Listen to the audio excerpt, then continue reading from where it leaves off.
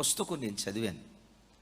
Maybe ఆ పుస్తకం గుడివాడ దగ్గరుండే దైవ సేవకులు పిల్ల వెంకటరత్నం గారు రాసింది అనుకుంటా. ఆ పుస్తకంలో ఇద్దరు చిన్న పిల్లలు చిన్న వయసులోని తల్లిదండ్రులను పోగొట్టుకున్నారు. ఆ బాబును ఒక దొంగల ముఠా వాళ్ళు అంటే కిడ్నాప్ చేసి ఆ బాబుని తీసుకుని వెళ్ళిపోయారు. తల్లి లేరు, తండ్రి లేరు. చిన్నతనం నుంచి వాడికి దొంగతనాన్ని ఉగ్గుపాలతో నేర్పారు. గమనించండి, ఆ దొంగల ముఠాలో ఇద్దరు ముగ్గురు కాదండి, నేను చదివింది దరిదాపుగా 400 మంది దొంగలు ఉన్నారట. ఒక్కొక్క గుహలో భారతదేశంలోనే ఒక్కొక్క గుహలో ఇక్కడొక 50, అక్కడొక 50, అక్కడొక 10, ఇక్కడొక 10, ఇట్లా అనేక చోట్ల ఈ 400 మంది దొంగలు గుహల్లో ఉంటూ దొంగతనాలు చేస్తూ ఉండేవారు. ఈ చిన్నపిల్లోడు చిన్నతనం నుంచి దొంగతనం చూస్తూ పెరగటాన్ని బట్టి, ఉగ్గుపాలతో వాడికి దొంగతనం నేర్పటాన్ని బట్టి ఈ దొంగతనం చేసే విషయంలో బహు చాకచక్యంగా దొంగతనం చేసేవాడు. వేరే వాళ్ళు ఎవరైనా దొంగతనానికి వెళ్తే ఇంటి యజమానుల చేతిలోనో పోలీసుల చేతిలోనో పట్టబడేవాళ్ళు. కానీ ఇక మనోడుకున్న టాలెంట్, ఏ ఇంట్లోకి దొంగతనానికి వెళ్ళినా నిలువు దోపిడియే పట్టుకునేవాడు లేడు. ఈ 400 మందిలో దొంగతనంలో హుషారు ఎవరై అంటే ఈ అబ్బాయి. అప్పటికి భారతదేశంలో భారత ప్రభుత్వాన్ని గడగడలాడిస్తూ కొన్ని లక్షల కోట్ల రూపాయలు దొంగతనం చేసుకుంటూ వచ్చారట. దినాలు అట్లా సాగుతున్నాయి. వాళ్ళు ఉంటున్నటువంటి దొంగల గుహక ప్రాంతం గుండా ఇద్దరు దైవ సేవకులు బైబిల్ తీసుకొని ఆ అడవి అవతలు ఉన్నటువంటి గ్రామానికి వెళ్ళి వాక్యం చెప్దామని బయలుదేరి వెళ్తున్నారు. సరిగ్గా ఈ దొంగల ముఠాలో ఉన్న ఈ చిన్నపాబు, అంటే ఇప్పుడు పెద్దోడయ్యాడు, యవనస్తుడు పెద్దవాడయ్యాడు. 2-3 దొంగలు కలిసి వీరు దైవ సేవకులని తెలియక వీళ్ళ బ్యాగులో ఏదో మొత్తానికి ఉందని చెప్పేసి చూస్తేనే తెల్ల బట్టలు వేసుకున్నారు. మీకు తెలుసు కదా, పాస్టర్ గారు ఏ బట్టలు వేసుకుంటారు? తెల్ల బట్టలు చూడటంతో అనుకుంటారు, అబ్బా దుబాయ్ సీటు వచ్చాడు అనుకుంటారు. ఆ లోపట ఉన్న బాధలు దేవుడికే తెలుసు. Praise the lord, praise the lord, praise the lord. నలగని బట్టే చూస్తారు, నలిగిన హృదయం ఎంతమంది కనపడేను. ఇస్త్రీ చేసిన బట్టే చూస్తారు, లోపల మనిషి ఇస్త్రీ అయిపోతున్న సంగతి దేవునికే తెలుసు. మొత్తానికి ఎవరో ఇద్దరు తెల్లదొరలు వస్తున్నారని చెప్పి వాళ్ళ మీద అఘాయిత్యం చేసి దోపిడీ చేసి, ఇక్కడ దోపిడీ దొంగలు ఉన్నారని బయటికి వెళ్ళిన తర్వాత చెప్తారేమోనని చెప్పి ఆ ఇద్దరు దైవ సేవకులను రాళ్లతో కొట్టి చంపేశారు. చంపే విషయంలో ప్రధాన భూమికి పోషించింది ఈ అబ్బాయి, ఈ దొంగ, ఈ అబ్బాయి. Thank you. మేబీ ఆ పుస్తకంలోనే ఉంటుంది అనుకుంటా, మీరు తర్వాత చూడండి. Right, thank you. Hallelujah, praise the lord, praise the lord. సరే, చంపేశారు సేవకుల్ని ఇద్దరిని. చంపేసిన తర్వాత వాళ్ళ బ్యాగ్ తీసుకొని గుహకి వెళ్ళారు. 2000 రూపాయల కట్టలు, 500 రూపాయల కట్టలు ఉన్నాయేమని ఓపెన్ చేశారు. ఆ బ్యాగ్ చూస్తే ఈ కట్ట తప్ప ఏ కట్ట లేదు, ఈ కట్ట తప్ప ఏ కట్ట లేదు, బైబిల్ తప్ప ఏమీ లేదు. హరే ఇట్లా అయిపోయింది అని చెప్పి అనవసరంగా చంపేమే అని చెప్పేసి సరే ఆ బ్యాగ్ అట్లా పక్కన పెట్టారు. ఈ దొంగతనం చేసే ఆ అబ్బాయి ఏంటా ఈ పుస్తకం చూద్దామని చెప్పి లోపలికి వెళ్ళి బైబిల్ ఓపెన్ చేశాడు. ఓపెన్ చేసిన మరుక్షణమే కొరింథీయులకు రాసిన పత్రికలో వచ్చిన మాట ఒకటి ఉంది. దొంగలు, నరహంతకులు దేవుని రాజ్యానికి పాత్రులు కారు, వేశ్య సంగులు, వ్యభిచారులు, పురుష సంయోగులు దేవుని రాజ్యానికి అర్హులు కారు, దొంగలు, నరహంతకులు దేవుని రాజ్యానికి పాత్రులు కాదు అన్న మాట బైబిల్ తెరవటం ఆలస్యం. ఆ మాట మీద తన కళ్ళు పడ్డాయి. చదివిన వెంటనే గుండె పిండబడుతుంది. గడగడగడగడ పుడుకుతున్నాడు, గడగడగడగడ పుడుకుతున్నాడు, గడగడగడగడ పుడుకుతూ ఏడుస్తూ అంటున్నాడు, అయ్యో ఇప్పటికి కొన్ని 100 దొంగతనాలు చేశాను, నేను చనిపోతే వెళ్ళేది నరకానికే కదా. ఇప్పటికి కొన్ని 10 సంఖ్యలో నరహత్య చేశాను, నేను చనిపోతే వెళ్ళేది నరకానికే కదనని గగ్గోలు పెట్టి ఏడుస్తూ ఆ మాట చదివిన మరుక్షణమే ఏమని తీర్మానం చేసుకున్నాడు తెలుసా? ఇక మీదట నేను దొంగతనం చెయ్యను, బ్రతికిన కాలమంతా ఇక మీదట నేను నీతిగానే బ్రతుకుతా. అద్భుతం చూడండి. రాహాబు ఎన్ని ప్రసంగాలు విని మారింది? చెప్పాలి. రాహాబు ఎన్ని ప్రసంగాలు విని మారింది? ఎంతమంది దైవ సేవకుల దగ్గరికి వెళ్ళి వాక్యం వింది? ఈ దొంగ ఎంతమంది దైవ సేవకులు చెప్తే ఎంతమంది దైవ సేవకులు వాక్యం చెప్తే విని మారాడు? విచిత్రం చూడండి. ఒకేసారి వాక్యం విన్నాడు, వినలేదు కూడా, చదివాడు. ఆ ఒక్క వాక్యం ఈ దొంగను దొరగా మార్చింది. తమ్ముళ్ళారా, నా వైపు చూడండి. రాహాబుకు ఒక ప్రసంగం జరిపోయిందే, సమరయ స్త్రీకి ఒక ప్రసంగం జరిపోయిందే. నిన్ను అడుగుతా, నీవు మారటానికి నీకు ఇంకా ఎన్ని ప్రసంగాలు కావాలి? ఎంతమంది దైవ సేవకులు కన్నీళ్లు గారుస్తా నీకు వాక్యం చెప్తే నువ్వు మారు మనసు పొంది బాప్తిస్మం తీసుకునేది?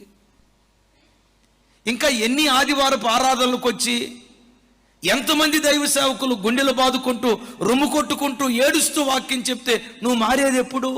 ఇంకా నీకెన్ని ప్రసంగాలు కావాలి? రాహాబుకు ఒకే ఒక్క ప్రసంగం, వేశ్య నీతిమంతురాలైపోయింది. సమరయ స్త్రీ బావి దగ్గర ఒకే ఒక్కసారి వాక్యం వింది, పవిత్రురాలైన కన్యకగా మారిపోయింది. ఈ దొంగ ఒకే ఒక్కసారి వాక్యం చదివాడు, నీతిగా బ్రతకడం ప్రారంభించాలని తీర్మానం చేసుకుంది. వాళ్ళు కేటాయించుకున్న సమయం రానే వచ్చింది. దొంగతనానికి వెళ్దాం రమ్మని ఈ చిన్నబాబుని పిలుస్తున్నారు. నేను రానయ్యా, నాకు కొంచెం ఆరోగ్యం బాగాలేదు. 2-3 పర్యాయాలు తప్పించుకున్నారు. దొంగతనం చేసేవాళ్ళు దొంగతనానికి ఏమని పేరు పెడతారో తెలుసా? ఎక్కడికి వెళ్ళేదయ్యా మీరు, కనపట్లేదు, వారం రోజులు బట్టి, నెల రోజులు బట్టి కనపట్లేదు ఏంటయ్యా అని దొంగతనం చేసేవాళ్ళని అడిగితే ఏం చెప్తారో తెలుసా? క్యాంప్కి వెళ్ళాం అయ్యగారు అంటారు. వాళ్ళు దానికి పెట్టుకునే పేరు ఏంటంటే క్యాంపు. అన్న మీకెట్టా తెలుసు అని నన్ను అడగొద్దు, ఎందుకంటే లైవ్లో చెప్పాల్సి వచ్చింది. వాళ్ళు చెప్పే మాట ఏంటంటే, అయ్యా ఎక్కడికి వెళ్ళారు? ఏంటమ్మా మీ ఆయన కనపట్లేదు, ఎక్కడికి వెళ్ళాడు? మీ పెద్ద అబ్బాయి కనపట్లేదు, ఎక్కడికి వెళ్ళాడు? క్యాంప్కి వెళ్ళాడండి. ఈ పిచ్చి వాళ్ళు అనుకుంటారంట క్యాంప్ అంటే ఏ టాటా బిర్లా దగ్గర పిఎంగా పనిచేస్తున్నాడో, ఏ అనిల్ అంబానీ దగ్గర పిఏగా పనిచేస్తున్నాడో అనుకుంటారంట. వాళ్ళ భాషలో క్యాంప్ ఏంటయ్యా అంటే దొంగతనం. సరే 2-3 పర్యాయాలు చెప్పినా తను వెళ్ళలేదు, తప్పించుకున్నాడు. ఆ పరిస్థితుల మధ్యలో ఇతడు రాకపోవటాన్ని బట్టి దొంగతనాలు సాఫీగా జరగట్లా. 4వ పర్యాయం, నువ్వు తప్పకుండా రావాలి, రాకపోతే ఊరుకో, నువ్వు రావాల్సిందే దొంగతనానికి.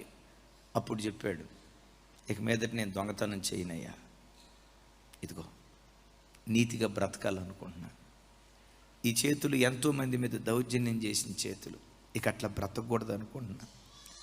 ఎంతోమంది కష్టార్జితాన్ని అన్యాక్రాంతంగా దోచుకున్న చేతులు, ఇక మీదట అలా బ్రతకూడదు అనుకున్నా. ఎంతోమంది నీ చేతులు నరహత్య చేశాయి, ఈ రక్తాపరాధపు చేతుల కంటే రక్తం కడుక్కొని నేను నీతిగా బ్రతకాలనుకుంటున్నా, ఇక మీదట నేను అలా చేయను. రై, నిన్ను మార్చింది ఎవర్రా? ఈ పని వద్దని నీకు చెప్పింది ఎవర్రా? నిన్ను మార్చింది ఎవరు? ఈ బైబిల్ తెరిచి అంటాడు, ఈ బైబిల్ నన్ను మార్చిందయ్యా, ఈ వాక్యం నన్ను మార్చిందయ్యా, నేను నీతిగా బ్రతికేటట్లుగా ఈ వాక్యం నన్ను పురికొల్పిందయ్యా అని. ఆ వాక్యం చదివితే విచిత్రం ఏంటో తెలుసా? ఆ క్యాంపులో ఉన్న 50 మందిలో ఆ ఒక్క మాట చదివి 50 మందిలో ఉన్న పాటున 30 మంది దొంగతనాన్ని విడిచిపెట్టేశారంట. హల్లెలూయా. ఈ 50 మందికి పెద్ద ఆయన ఏం చేశాడంటే, రైట్, నీ మాట మేము వింటమేంటి? మన పెద్ద ఆయన ఉన్నాడు, మన దొంగల ముఠాకి నాయకుడు, ఆ నాయకుడి దగ్గరికి వెళ్తాం, ఆ నాయకుడు నీకు ఏ శిక్ష వేయమంటే ఆ శిక్ష వేస్తాం. ఎందుకంటే నిన్ను ఎట్లాగే వదిలేస్తే మా రహస్యాలన్నీ పోలీసు వాళ్ళకి చెప్తాం, పోలీసు వాళ్ళు వచ్చి మా మీద దాడి చేస్తారు, మొత్తం మమ్మల్ని అరెస్ట్ చేసి తీసుకొని వెళ్తారు, నువ్వు బ్రతికుండటం మాకు ప్రమాదం. సరే మా నాయకుడి దగ్గరికి వెళ్దామని చెప్తే సరే వెళ్దామని వెళ్ళారు. అప్పటికి ఆ నాయకుడు, ఆయన పేరు ఏదో ఉంది, ఎప్పుడైనా చదవండి ఆ పుస్తకం. ఆ నాయకుడికి పక్షవాతం వచ్చి ఒక కాలు చెయ్యి పడిపోయి మంచంలో ఉన్నాడు, ఆ గుహలోనే ఉన్నాడు. అక్కడ ఒక 50-100 మంది దొంగలు ఆ గుహలో ఉన్నారు. విషయం పెద్ద ఆయనకి చెప్పారు. పెద్ద ఆయన అన్నాడు, ఎందుకు దొంగతనం చేయురా? ఈ బైబిల్ చదివిన తర్వాత నా పాప జీవితం మీద నాకు అసహ్యత కలిగిందయ్యా. ఒకప్పుడు ముండ్ల చెట్టునే, ఇక మీదట దేవదారు చెట్టులాగా నేను బ్రతకాలనుకుంటున్నానయ్యా. వద్దు ఈ పాప జీవితం అనుకుంటున్నాను. ఈ దేవుడు శక్తి కలిగిన వాడయ్యా, ఈ దేవుని మాట నమ్మి ఈ దేవుని మాట ప్రకారం బ్రతికితే మనం పరలోకానికి వెళ్తామయ్యా, నేను నీతిగా బ్రతుకుతానయ్యా అన్నాడు. అప్పుడు ఆయన అన్నాడట, సరే నీ మార్పు చూస్తే దేవుడు గొప్పోడు అని నాకు అనిపిస్తుందిరా. నిజంగా ఆ దేవుడే నిజమైన దేవుడైతే, నువ్వేదో ప్రార్థన అంటున్నావు కదా, పక్షవాతంతో బాధపడుతున్న నా కొరకు నీ దేవుని నామం పేరిట ప్రార్థించే. నన్ను గనక ఆ దేవుడు బాగు చేస్తే నేను కూడా ఉన్న పాటును దొంగతనం వదిలిపెడతా. Praise the lord, praise the lord. నీ దేవుడు గొప్ప దేవుడు అంటున్నావు, నేను కాదంటలా. నీ మార్పు చూస్తే ఒకప్పుడు దొంగతనం చాకచక్యంగా చేసే నీవు దాన్ని అసహించుకుంటూ నీతి నీతి అంటున్నావంటే నీవు అన్నమాట నాకు నచ్చింది. నిజంగా నువ్వు నమ్మే దేవుడే గొప్ప దేవుడైతే నా కొరకు ప్రార్థన చేయి, ఆయన గనక నన్ను బాగు చేస్తే నీ దేవుని నేను నమ్ముకుంటాను, దొంగతనం వదిలిపెడతాను అన్నాడు. అతను ఒక చిన్న ప్రార్థన చేసుకుని, దేవా నా మహిమ కొరకు కాదు, ఈ స్థలములో మీ నామం మహిమపరచబడినట్లుగా నీ నామ ఘనత కొరకు ఒక అద్భుతం చేయ్యా. వాక్యం వింటున్న బిడ్డలరా, నీ చుట్టూతో ఎంతమంది అనారోగ్యంతో పీడించబడుతున్నా వాళ్ళ దగ్గర ప్రార్థన చేయటానికి భయపడతా వెళ్ళకం, ధైర్యంగా వెళ్ళాం. ఎందుకో తెలుసా? యేసయ్య అంటారు, నమ్మిన వారి వలన ఈ సూచక క్రియలు జరుగును. హల్లెలూయా. ఏ సూచక క్రియలు జరుగుతాయి? నా నామమున దయ్యాలు వెళ్ళగొడతారు, నా నామమున రోగుల మీద చేతులుంచి ప్రార్థన చేయటం ద్వారా స్వస్థత కలుగుతుంది అంటాడు. Praise the lord. ఎవరి ద్వారా స్వస్థత కలుగుతుంది అంటాడు? ఏమండి, పాస్టర్ గారు ప్రార్థన చేస్తేనే నేను స్వస్థత ఇస్తానని దేవుడు అన్నాడా? ఏమండి, బిషప్ గారు ప్రార్థన చేస్తేనే, రెవరెండ్ ప్రార్థన చేస్తేనే 62, 22, 32 ఉంటారు కదా, వీళ్ళు ప్రార్థన చేస్తేనే స్వస్థత ఇస్తానని దేవుడు అన్నాడా? దేవుడు ఏమన్నారు తెలుసా? నమ్మిన వారి వలన ఈ సూచక్రియలు జరుగును అన్నాడు. ఎవ్వరు అనారోగ్యంతో ఉన్నా వెళ్ళేటప్పుడు ఒక చిన్న ప్రార్థన చేసుకో, దేవా నా పేరు ప్రఖ్యాతుల కొరకు కాదు, నీ నామ ఘనత కొరకు ఒక అద్భుతం చేయి ప్రభా. ఈ అన్యులు మీ తట్టు తిరగాలయ్యా, అన్యుల బ్రతుకు ధన్యులు కావాలి, ధన్యం కావాలి ప్రభా. నా పేరు ప్రఖ్యాతుల కొరకు కాదు, నీ నామ ఘనత కొరకు ఈ చిన్న అద్భుతం చేయ్యా అని ఆయన నామ ఘనత కొరకు ప్రార్థన చేస్తే, మన పేరు ప్రఖ్యాతుల కొరకు కాదు, ఆయన నామ ఘనత కొరకు తన మహిమను దేవుడు బయలుపరుచునుగాక. వెళ్ళాడు, మోకరించాడు, ఆయన మీద చేయేసి, దేవా రోగుల మీద చేతులుంచినప్పుడు స్వస్థపరుస్తానన్నావు కదా, ఈ వ్యాధి ద్వారా మీరు మహింపరచబడాలి. ఈయన గనక స్వస్థపడితే దొంగల ముఠాలో కొన్ని వందల మంది మారుతారు. అసలు ఈ ప్రజలంతా దొంగతనపు వృత్తినే మానేయచ్చు. అయ్యా నీ నామ ఘనత కొరకు, ఈ ప్రజల మార్పు కొరకు, ఈ ప్రజలలో నీ పట్ల విశ్వాసం కలుగునట్లుగా, మా నాయకుడికి నీ మీద నమ్మిక కలుగునట్లుగా, నీ మహిమ కొరకు ఈ కార్యం చేయని ఒక చిన్న ప్రార్థన అక్కడే మోకరించి చేశాడు.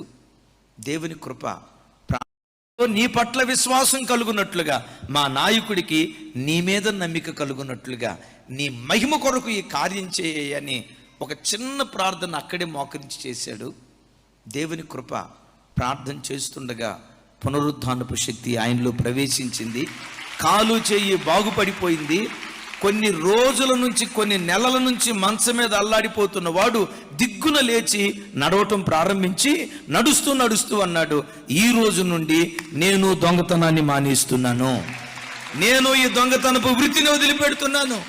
మీలో మారాలనుకున్న వాళ్ళు మారండి, నీతిగా బ్రతకాలన్న వాళ్ళకు నీతిగా బ్రతకండి. ఇదిగో నేను ఖచ్చితంగా చెప్తాను, యేసు తప్ప మరొక దేవుడు లేడు.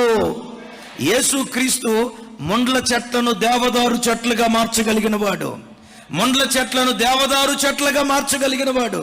వీడొకప్పుడు దొంగ, వీడు ఈరోజు దొరగా మారిపోయాడు. ఒకప్పుడు నేను రోగిని, ఇప్పుడు ఆరోగ్యవంతుడిగా మారిపోయాడు. నా దొంగతనం మీద నేను అసహించుకుంటున్నాను, నేను నీతిగా బ్రతుకుతానంటే ఆ 400 మందిలో 30% 300 మంది, అయ్యా నీవేమో అనేసిన తర్వాత మాకెందుకయ్యా ఈ దొంగతనం, నీవు యేసుక్రీస్తుని వెంబడించిన తర్వాత మేమెందుకు యేసుక్రీస్తుని వెంబడించకుండా ఉంటామయ్యా, నీ దేవుడే మా దేవుడు, నీ దేవుడే మా దేవుడు, మేము దొంగతనాన్ని విడిచిపెడుతున్నామయ్యా అని 400 మందిలో 300 మంది అక్కడికక్కడే మారు మనసు పొంది ప్రభుతో తిరిగారంట. ఈ చిత్రం తెలుసా? ఆ వార్త ఆ రాష్ట్రం, ఆ ప్రాంతాలంతటిలో మనం ఆరాధించే దేవునికి, యెహోవాకు ఖ్యాతిగా మారిపోయింది. ఏంటో ఆ ఖ్యాతి తెలుసా? యేసుక్రీస్తు మతాలు మార్చేవాడు కాదు, మనసులు మార్చే దేవుడు. యేసుక్రీస్తు కులాలు మార్చే దేవుడు కాదు, గుణాలు మార్చే దేవుడు.